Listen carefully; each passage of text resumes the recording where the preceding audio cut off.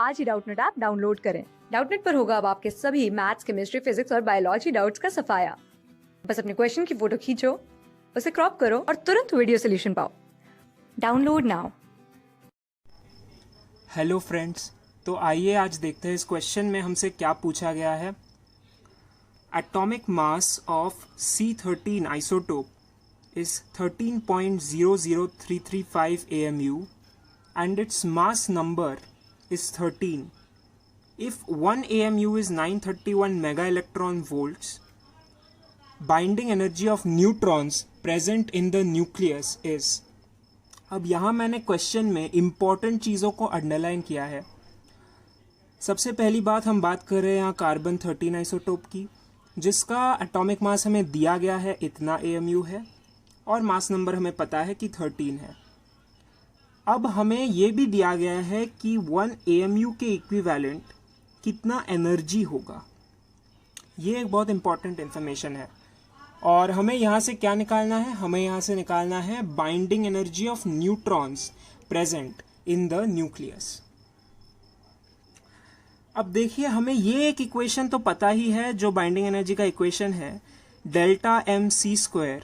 Binding energy is equal to delta mc², जहां delta m को हम कहते हैं मास डिफेक्ट और c है स्पीड ऑफ लाइट। ठीक है, लेकिन क्या हम इस इक्वेशन का यहां पे यूज करेंगे? जो हमें डेटा दिया गया है उसमें से लग नहीं रहा कि इस इक्वेशन का यहां पे यूज आएगा।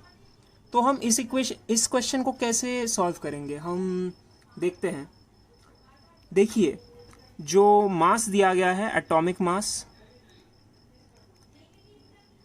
है 13.00335 AMU और जो मास नंबर है वो है 13। तो हम यहां देख सकते हैं कि मास नंबर और एटॉमिक मास में एक डिफरेंस है। ये डिफरेंस क्या होगा? ये डिफरेंस होगा 13.00335 minus 13, which is equal to 0.00335। अब ये जानना जरूरी है कि ये डिफरेंस क्यों आ रहा है। ये डिफरेंस कौन से सब एटॉमिक पार्टिकल के वजह से आ रहा है? देखिए, हमें ये बात पता है कि एक एटम में number of electrons is equal to number of protons. Number of electrons is equal to number of protons. ये बात हमें पता है, ये होता है। ठीक है, हर एटम में यही होता है कि इलेक्ट्रॉन्स और प्रोटॉन्स की संख्या बराबर होती है ताकि जो इलेक्ट्रिकली न्यूट्रल रहे एटम और स्टेबिलिटी मेंटेन हो। और यहाँ पे हमें पता है कि कार्बन में 6 इलेक्ट्रॉन्स होंगे, 6 प्रोटॉन्स होंगे, क्योंकि एटॉमिक नंबर 6 है। तो नंबर ऑफ प्रोटॉन्स और इलेक्ट्रॉन्स तो हमें पता है कि 6 ही होंगे। तो फिर, और इलेक्ट्रॉन्स का मास क्या है? नेग्लिजिबल।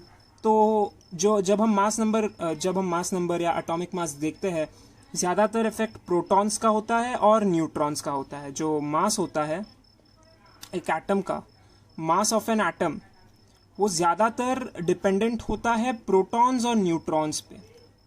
प्रोटॉन्स का नंबर तो 6 है, ये एकदम फिक्स्ड क्वांटिटी है कि प्रोटॉन्स का नंबर 6 ही होगा। तो ये जो डिफरेंस आएगा 13.00000 और 13.00335, ये क्वांटिटी जो डिफरेंस आया है वो सिर्फ न्यूट्रॉन्स की वजह से आया है। वो किसके वजह से आया है? न्यूट्रॉन्स के वजह से। तो जो चेंज इन मास है इस केस में वो होगा न्यूट्रॉन्स की वजह से, और वो होगा इतना AMU। ठीक है, अब देखते हैं आगे क्या करेंगे। एक AMU के बराबर एनर्जी इक्विवेलेंट हमें दिया गया है 931 मेगा इलेक्ट्रॉन वोल्ट। ये है एक AMU के बराबर एनर्जी। तो फिर इतने AMU के बराबर कितना एनर्जी होगा? बस यही निकालना है हमें। ठीक है, ये ही निकालना है। एक AMU के बराबर इतना एनर्जी है, तो इतने AMU के बराबर कितना एनर्जी होगा, यही होगा binding energy of neutrons present in the nucleus. देखते हैं क्या होगा। अगर हम 0.00335 AMU की बात करें तो इसमें होगा 931 into 0.00335 mega electron volt of energy. और इसका वैल्यू क्या आता है? ये कैलकुलेट करने पर हमें आंसर आता है 3.118 मेगा इलेक्ट्रॉन वोल्ट। ठीक है, अब हम ऑप्शंस देखते हैं। ऑप्शन ए 0.24, ये तो होगा ही नहीं। 1.44 ये भी नहीं होगा। 1.68 भी नहीं। 3.12 ये होगा हमारा आंसर। सबसे क्लोजेस्ट वैल्यू 3.118 के सबसे करीब वैल्यू है 3.12 मेगा इलेक्ट्रॉन वोल्ट्स। और ये ही होगा binding energy of neutrons present in the given nucleus, 3.12 mega electron volts. Thank you. Class 6 से 12 से लेके नीट, IIT, JEE मेंस और एडवांस के लेवल तक 10 मिलियन से ज्यादा स्टूडेंट्स का भरोसा। आज ही डाउनलोड करें डाउटनेट ऐप या व्हाट्सएप कीजिए अपने डाउट्स 8400 400 400 पर।